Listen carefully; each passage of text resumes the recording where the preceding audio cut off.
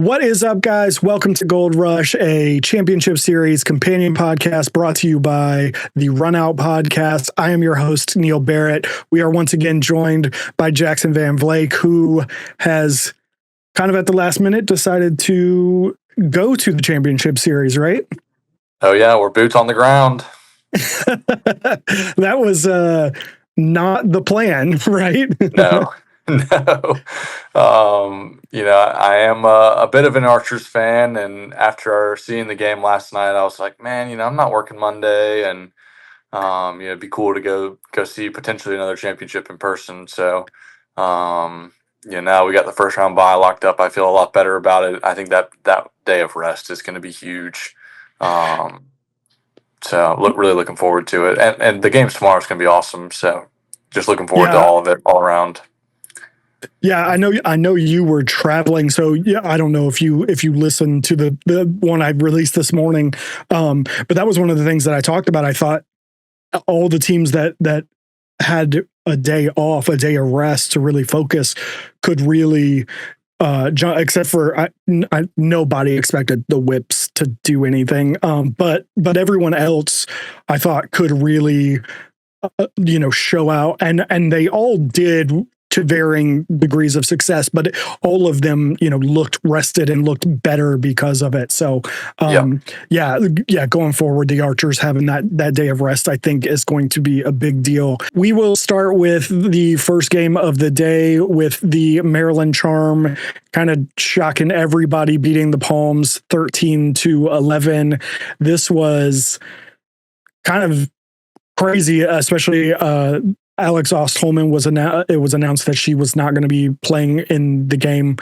Like I talked about on yesterday's episode, it was listed as a team-approved absence. No other information has come out about that. We don't know what the deal is. Like I said, it's a little weird that you're in a week-long tournament and this is a game day. This was one of the scheduled game days. Regardless of win, lose, or draw, you were going to be playing today. So why she would have had a pre-planned thing, we don't know. But again, we don't know. But I think we thought coming in that was going to be a big deal for her, for the Charm. I mean, to be without their captain in Alex Ostholman, but that turned out to not really be the case. Taylor Moreno jumped out, had 6 saves in the first quarter, and then set the WLL record with 15 in the game. But the Charm pushed back, closed the first half to a 2-goal gap at half, and then Sydney Black did what Sydney Black does. She finished with 7 points on 4 goals and 3 assists, and once again, Kaylee Waters in net was incredible. She kind of only had 11 saves and was at 50%, which Taylor Moreno I think was statistically slightly better, but I think Kaylee Waters' impact was far greater. She was doing what you and I have talked several times about, stealing important goals take them off the scoreboard.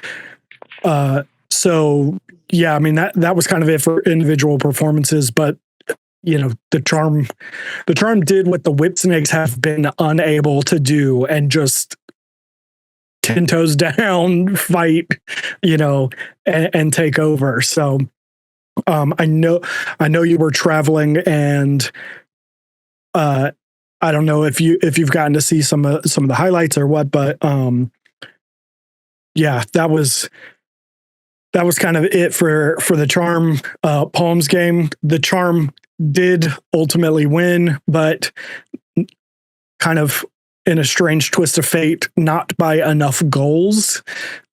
They needed to win by 3 or more, and they only won by 2. So they did not overtake the Palms, and they were going to need the Charging to win by 9+ goals in order to overtake the Guard in the rankings. And we can kind of roll into the Guard game from there. This one was really fun, really intense. The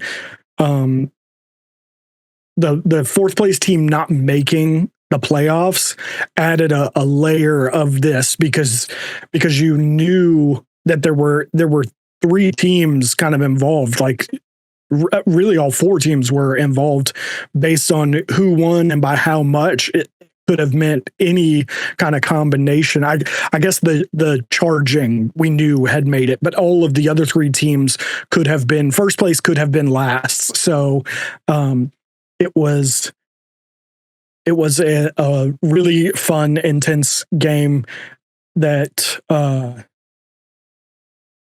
apparently I wrote these things all down incorrectly. The guard ended up winning 22-18.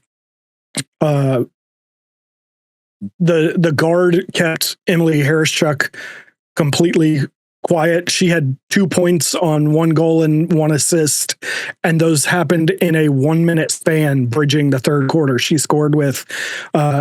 assisted with like 4 seconds left in the third quarter, and then scored like 30 seconds into the fourth quarter, and that was it the whole game. And it really seemed to be the idea of like, we're going to let the entire rest of the team try and beat us, which obviously was great.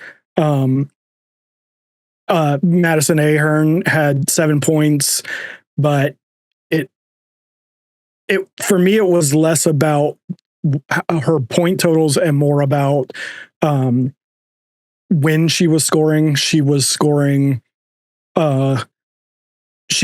scored 3 goals that either tied or gave the guard the lead in the second half, which, like I said, it was more about timing and when she was scoring than what she was doing. And I really thought this was a game of transition as well. Meg Carney and Cassidy Weeks both had 6 points, one on each team, getting out, pushing the ball in transition. And that was kind of the story of the game for me, was who could keep the big names quiet, but take care of their business on their end. I believe, I need to look at this real quick. I believe that, Charlotte North, she ended up with 5 points, but 3 goals and 2 assists was relatively quiet for her, I guess.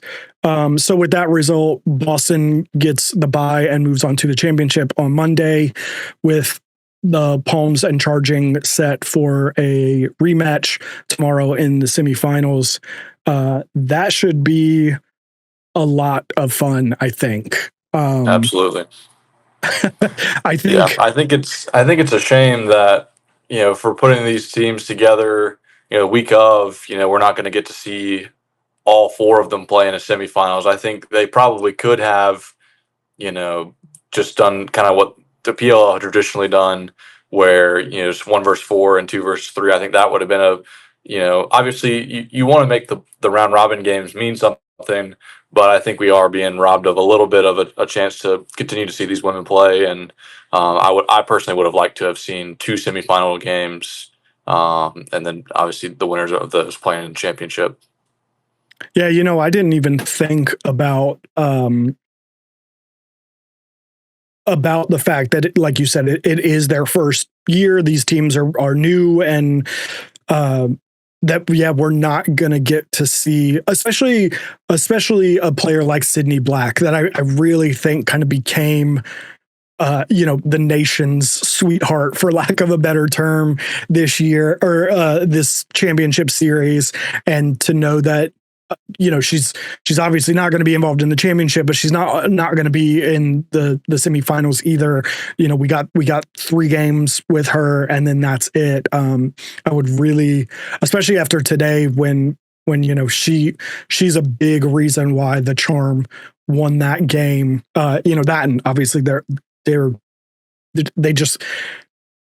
like I said, they did everything right. They did everything they should have done. And if I was a Maryland fan, I'd be like, where was this? The whole tournament.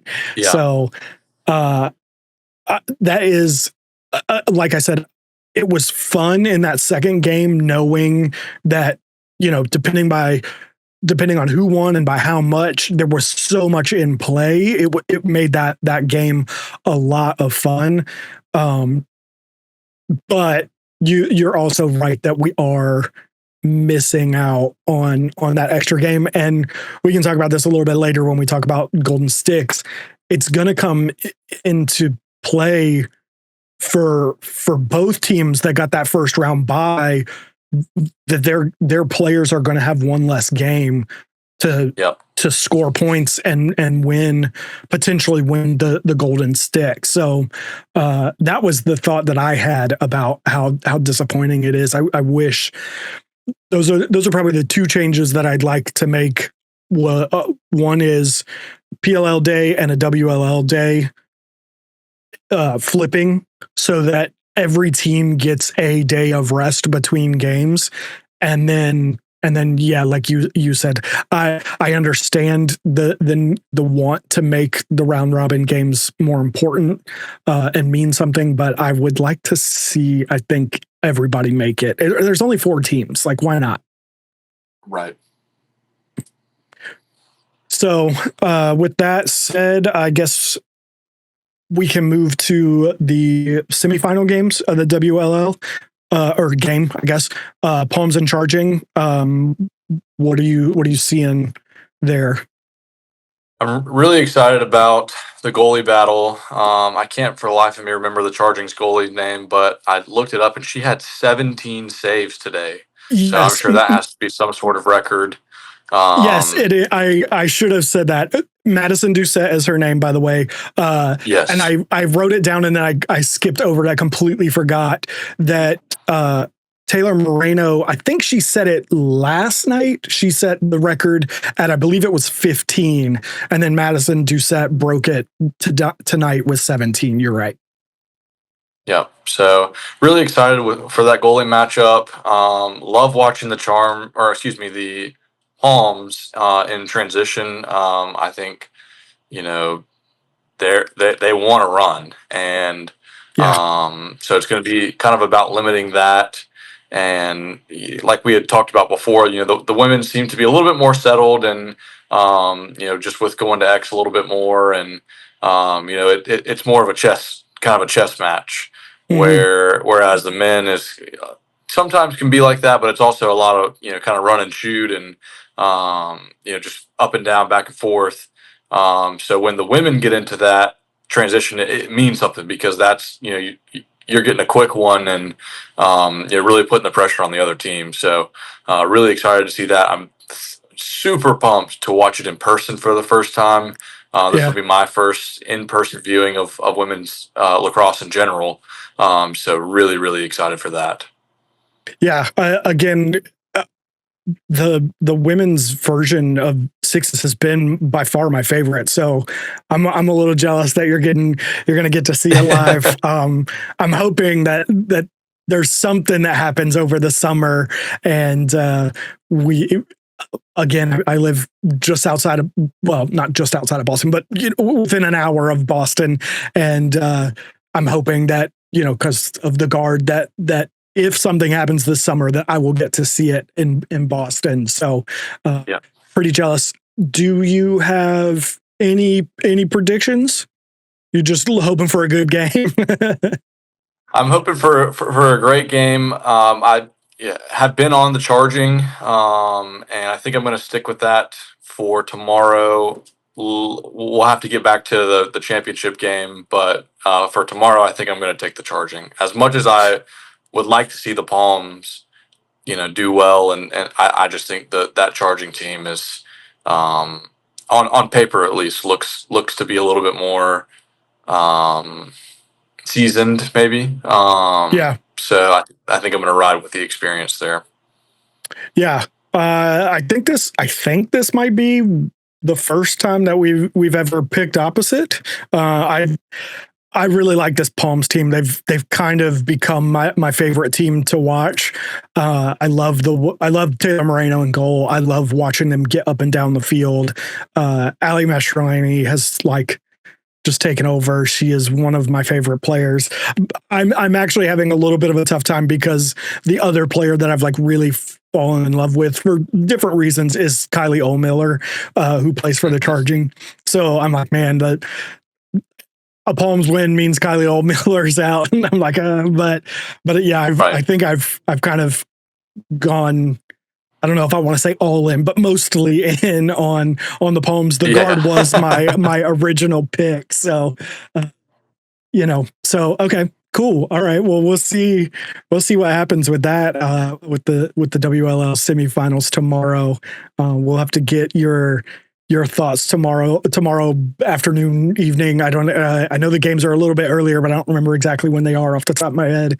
But we'll have to get your thoughts after seeing it live tomorrow at some point. Then we roll into the PLL. The Cannons took on the New York Atlas, and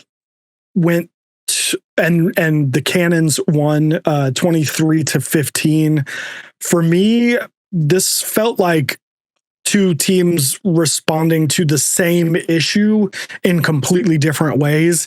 And I wonder what it was like there, where you maybe didn't have, you didn't have an announcer talking you through things, but it really felt like both teams, kind of their main guys, were relatively quiet. Asher was relatively quiet. If I remember correctly, I think he had one goal.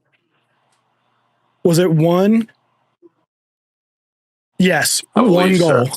Yes. So Asher had one goal. Marcus Holman had one goal. He obviously went out injured, but he only had the one goal. And then on the flip side, on the Atlas side, Brian Costabile was leading the league in goals. He only had one goal. Xander Dixon had been really good for them. He only had one goal. Miles Jones is probably the one kind of name that had a decent game. He finished with 3 goals and an assist. But it was really about how everyone else responded, I felt like. And for the Cannons, everybody stepped up. Every single player for them stepped up, and it felt like the Atlas just didn't really have that. Yeah, and in the back of people's heads too, it could have been, we're playing this game again tomorrow, so we don't want to show all of our cards. Taking it a little easier, maybe a little easier on the body, and saving a little bit of gas. That being said, like you had mentioned, those bigger names on the Atlas just really, didn't show up tonight. The Cannons had a good game plan, and kind of like the Archers have been, as a Cannons fan, you'd probably feel good knowing that you can win a game when Asher only scores 1 goal. And Marcus Holman, and you have the guys kind of in place to, to not have to rely on those two main guys at the top. I did you mention what did Matt Campbell finish with? Because that's another just kind of big name on the Cannons. I didn't mention him. He led the Cannons in points. 6 goals, 6 points, 2 goals, 4 assists. So getting it done, perhaps in a little bit of a different way. I think a lot of times he's a finisher for sure. Yeah, he's usually more of the guy finishing shots. This time he became more of a facilitator for them. The guy that really stepped up in terms of being a finisher was Alex Vidaro, who ended up with 5 goals. He had 5 goals on 7 shots. So, lights out. Ryan Drenner. Yeah, Ryan Drenner ended with 5 points on 3 goals, 3 1-point goals and 1 2-point goal. I think everybody knows that Ryan Drenner is capable of that kind of an output, but it's not generally what we have seen from him over even the last kind of few years. Sure. Again, like I said, the story for me was kind of 2 teams responding to the same issue in very different ways. Yeah, absolutely. The other thing I think that was very noticeable was Liam Entenmann not having the best night ever. He finished with 27% on, I believe it was 13 saves. Oh, No, it was 10 saves. Sorry, 10 saves at he finished at 32%. He was the last time I checked after the game, it was 27, but they've updated it to 32. But even when he was making saves, it wasn't working out. He made a great reflex save on, I think it was Drenner, and it popped right into Chris Aslanian's stick, and he around the worlded it just right past him. And it was like, he's making the play and he's still getting scored on. So, we talked about kind of making your own luck and, being in the right place when the ball bounces to you. So, it was the Cannons night tonight, and we'll see. Obviously you can hope, and we've come to expect Intamin to probably have a better game tomorrow. Yeah. So we'll see how that ends up coming out. Yeah, and again, this is another one of those situations where I think the Cannons having a day of rest, where there's the Atlas played yesterday, I think was a factor here. But the result today, I don't think is necessarily indicative of what it'll be tomorrow. My hope would be Miles Jones figured it out. He looked like today a light bulb clicked in his head, and he was like, "Oh yeah, no one can stop me." I would hope that he's a little bit more accurate tomorrow. He ended up with, I believe it was 5 points. Is that what I said? 5? 4 points on 3 goals and an assist. I think he took 8 shots. I think he probably could have had another 2 or 3 more goals if he was a little bit more accurate. But yeah, it was like that light switched in him, and he was like, "Oh yeah, I'm bigger and stronger and faster than everybody. Like no one can stop me." So, kind of the. I felt like Asher had one. Were you there in time for Asher's one-handed, like, just getting mobbed by the defense, just slung it in? Yeah, they were really letting those guys play. They were. I thought there were several times where, it's, Asher is just bigger, and the only way you can stop him is by tackling him. But you would think if you're going to tackle him, that would be a penalty. But they seem very inclined to just let him play, and you could see a little bit of frustration from Asher at times as well. Mm-hmm. Just like, hey, I'm on the ground, I'm being wrestled to the ground, and and they scored off a few of them, so I guess you get a couple penalties wiped out, but there were some that went the other way, and I'm like, no, that should be staying on this end. Yeah, there was specifically the one in the third quarter, I think it was, where it was like clear to every single person on the field, in the arena, watching at home on TV. The announcers were like, "What in the world?" But the refs, everyone else saw it, but the refs. So I think that was. It felt like it was almost like a point of emphasis, maybe, to kind of let some things go, because I felt like even in the WLL games, they had swallowed some whistles. So maybe it was something they were doing overall. With that being said, let's move on to the final game of the day. I'm sure you are excited to talk about that. You good? The Archers beat the Whip Snakes 29-25. Do not let that final score fool you. It was not even kind of a 4-point game. That was an absolute blowout that the Whip Snakes just kind of scored some points when the Archers started taking their foot off the gas. It was 17-8 at half, and even that felt generous, I think. Yeah. So before I let you talk, because you were there, and I want to know what it was like there. I have a little mini rant here that you've probably seen. This game was the third now game that we've had that started about 10 minutes before it was supposed to. Yeah. With basically no warning. And I don't understand that.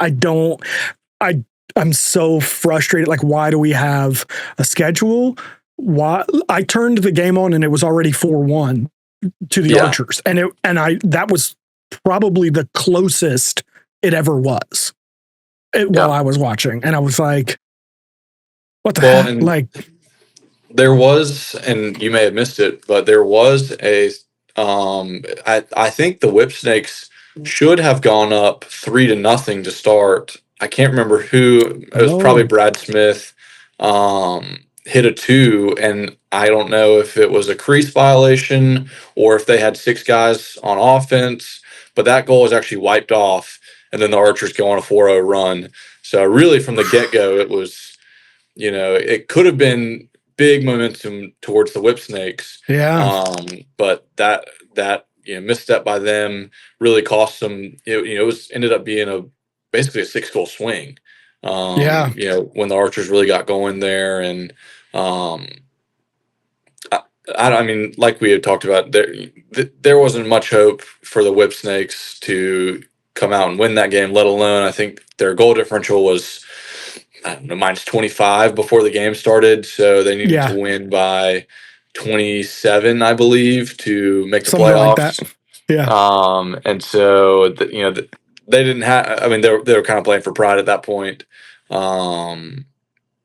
So yeah, I mean, like you said, it was not a 4-goal game, and really, that to me, that's kind of been a theme for the Archers, at least. Is I don't think they've played a full game yet. I think in the fourth quarter they've started to let up, and a lot of times, especially maybe on the back half, maybe in the last 2 minutes, out of a timeout, they just go and put that kind of the lineup that's been the starting lineup. So Bond, Marr, Woodward, Pedersen, and Ogden out there, and they just kind of play a little bit of keep away. It's almost not like they're trying to score. I really wanted to see them get to 30 tonight. I feel like that would have been, to get to that number, I feel like would have been a great confidence boost. It did get a little hairy towards the end where it was a minute and a half left, and it was a 5 or 6 goal lead, and you're thinking, okay, well, they've got some guys that can shoot the 2. Let's not fool around here, and we've come all this way. Let's go ahead and lock up that first round bye. Right. So, but otherwise, it was great. I mean, the story continues to be getting points out of the other guys. I mean, the 4 defenders continue. I mean, Woodward had at least 1, 2. He might have had 2 tonight. I can't remember if he finished with 3, 4, or 5 points, but I mean, you look at the 3 games, I bet you the other guys have 30, 35 points. Yeah. I could see that, because I probably on any given night, a majority of them have 3 points, and then you have, who was it? Was it Pedersen or one of them? One of them had like a 7-point night a couple nights ago. 2 twos last night, so it's unbelievable how much production they're getting out of those guys, and then obviously, kind of tale of two games where against, I guess, who do we start with? The Atlas. I can't remember who our last game was against. I know, it's all blurring together. I know. But anyways, last night, Mac O'Keefe has one goal, and tonight he ties the record with 8. So the Archers just have so many ways that they can beat you. And on a night where Matt Moore didn't even play, what I believe is kind of a precautionary thing, and get to see Jack Van Overbeck was awesome. I mean, he played lights out. He hit a 2 and had probably 2 or 3 other goals, and was kind of just in the right place at the right time. And to me, I don't know why it's taken this long to get him in the lineup, because he already had familiarity with a lot of those guys from playing over the summer. Nothing against Jackson Morrill or anything, but you kind of want to see that familiarity, and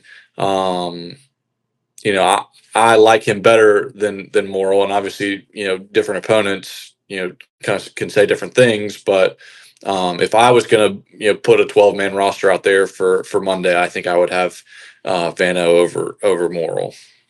Yeah.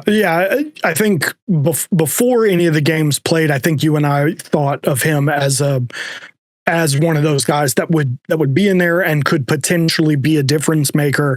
And then he hasn't really gotten to play a ton. I mean, I'm sure he's been on the field, but honestly, I haven't really noticed him out there This at is all. the first night that he dressed. He didn't dress either of the other two games. That would explain it then. But he had 8 points tonight, and I know it's the whips. I know it was a bit of a blowout, but like we've said several times, all you can do is play the team on the field. Like, absolutely. So to have four goals, a 2-point goal, and 2 assists in essentially your opener, you've been practicing, but you haven't been out there. You're not up to game speed.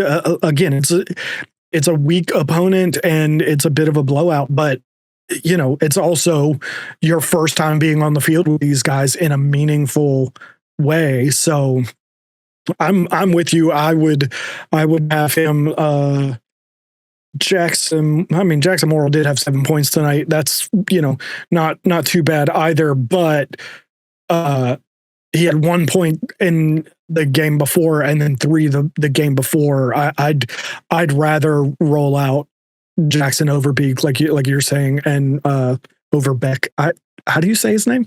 I want to say it's not over Beek.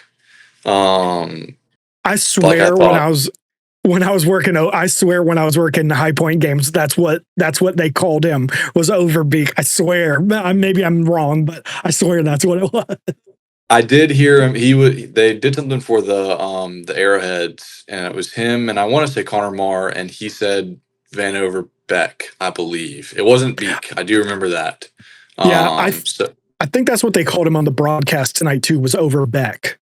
Yeah, so I'm gonna take it from the horse's mouth, and not, like I said, I know for sure it's not Beek. Yeah, but it was, like I said, great to see him out there. Great to see Mac O'Keefe kind of getting back in the groove, and they'll probably get a practice in tomorrow, and watch the semifinal game, and then kind of put a game plan together, and I think they have as good of a shot as they've ever had. So feeling really good about it, and excited to be here for it. Nice. So Archers move to the championship on Monday. The Cannons will take on the Atlas in the semifinal tomorrow. What are you seeing for the semifinal tomorrow? I just think the Atlas are going to live and die by how Brian Costabile and Xander Dixon play tomorrow. I think Brian Costabile is built for sixes. So like I said, they're going to kind of live and die by how he plays. Like you said, I think Miles Jones is turning the corner, and not that he's been playing bad, but I think there's not a lot of guys on that Cannons roster that can match up with him one-on-one.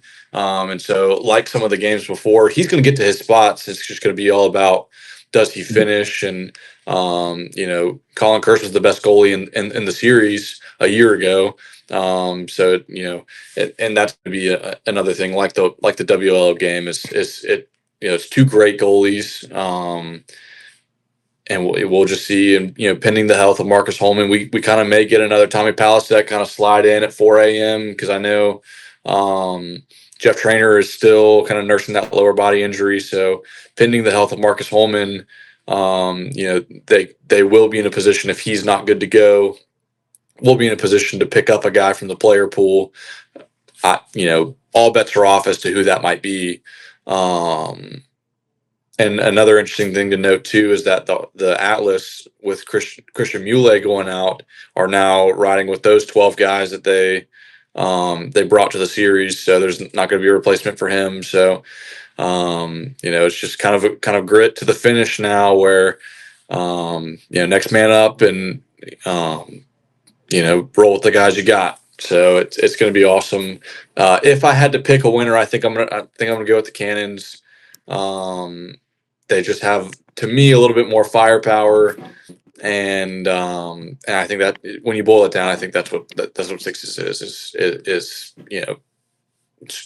a game of runs and scoring and momentum, and I think the Cannons are better suited to pick up that momentum and I could see them really shooting the ball well from 2 tomorrow and kind of making a statement. Nice. Okay. I I think we're gonna go 2 for 2 here on picking opposite. I just really felt like the Cannons were rested and prepared, and I know Atlas will be less rested and less prepared tomorrow. But I felt like Cannons were rested and prepared, and the Atlas had a bad game on the wrong day. Yeah. I don't expect to see Liam Intamin playing that low. Which Cursed is in goal for the Cannons? Colin. I always get them confused. I think I have called him Cole several times this championship series. Yeah, Cole's the midfielder for the Redwoods, and then they have which other one do they have? Well, CJ's at Cornell, and then there's another pro. Yes, it starts with a C. Yeah, they all. Yeah, I don't know. I know the youngest one's Caden. Anyways, the other one's playing in the NLL with the Desert Dogs. But I think again last year he was the best goalie in the championship series.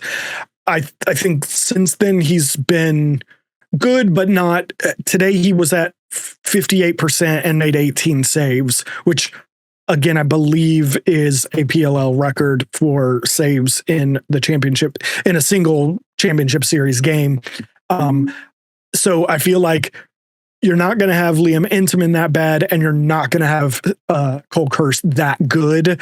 So I think that'll balance out a little bit. And then, yeah, I think it will depend a lot on which Brian Costabile shows up. So far, based on the evidence that we have in this championship series, I'm going to bet that more than 1 point shows up out of him. Yeah. I won't say it'll be 12, but if I think even if they get 5 or 6 out of him, that could be a big swing in how the game turns out. So I think I'm going to roll with the Atlas, and we'll have a Archers Atlas matchup come Monday. With that being said, we'll kind of wrap this up. I know it has been a long day, and we can enjoy tomorrow when it comes, but we'll end, I guess, the way that we have ended all week now.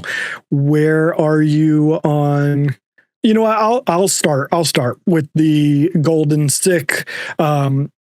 The current leader right now is Sydney Black. She has 12 goals, but she is also done. She will not play any other games. So you have to imagine that is not going to hold.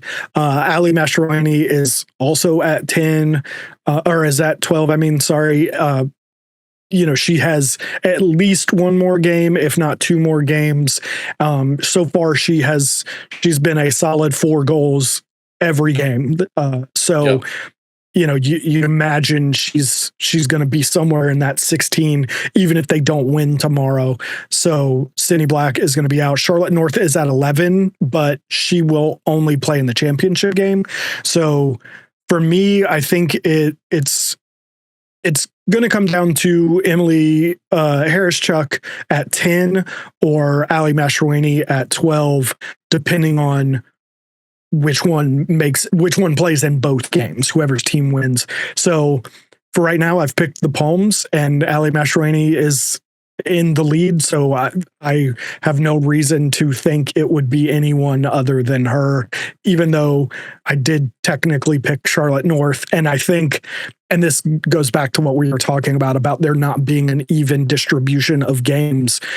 You're punished for your team being better in right. Your opportunity to win this award. So that is kind of a flaw in this. So for that thing, I have to say it's got to be Ali Mastroeni. I like it. Um, I'm gonna go with a little bit of a dark horse here, a little come from behind. Okay. She's turning it on recently. Had a great game tonight. I'm going Meg Carney from the New York Charging. Okay. I don't know where she sits right now, but like you said, I think she's going to have two more games. I think they win tomorrow, and I'm gonna ride with the Charging still. A little setback tonight against the Guard, but I think they can. It's hard to beat a team twice. So I'm gonna Yeah. go Meg Carney and the New York Charging. So new tradition for the women, where the winner of the Golden Stick also wins the championship. Okay. All right. So just so that you know, Meg Carney is at 9. So she's one behind Emily Harris Chuck. So not out of the race by any stretch of the imagination, especially if they win tomorrow and get the 2 games. You would imagine that's a pretty good pick. We'll go with you for you just said WLL champion is the Atlas. I think The Charging. yes. It's been a long day. The Bulls, Yes. Yes, you said Charging. I think I'm going to hold out with the Guard again. I think that day of rest is so big. important, especially come championship Monday.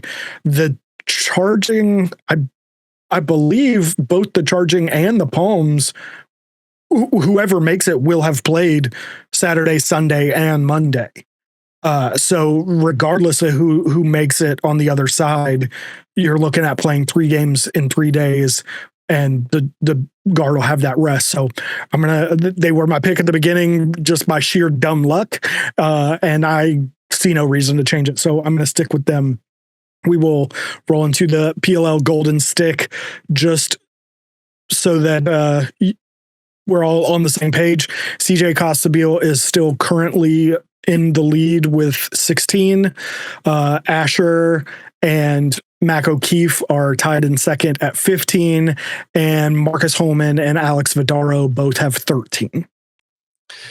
Yeah, I think the game plan for the Cannons has always been, or against the Cannons at least, has always been make Asher a scorer. I'm taking the Cannons tomorrow. So by virtue of that, I think Asher probably, kind of helps lead them to that win, and then obviously he'll play another game in the championship. So I'm going to take Asher Nolting as my Golden Stick winner. Unfortunately, I can't say Mac O'Keefe anymore, although he could go for another 8 and surprise me. But I think just by the numbers, I think you have to take Asher. But I am going to stay on my pick with the Archers. Like I said before, they just have so many ways to beat you. The other guys are going to get theirs, and then your known quantities. Matt Moore, Mac O'Keefe, Cole Williams has had a great series. So I'm staying with the Archers on that. Yeah, no, I agree. I again, same number of games. I think Mac O'Keefe is probably the shout, but Asher getting an extra game makes him the clear favorite. I think obviously Brian Costabile still has the lead and could have the 2 games as well. But I think you would expect, even if he plays really well, a big reason why he's up here is because he had a 12-point game. Not all of those were goals scored, but you have 12 points. 8 of those, I don't remember what the exact numbers were, but a good amount of those were goals.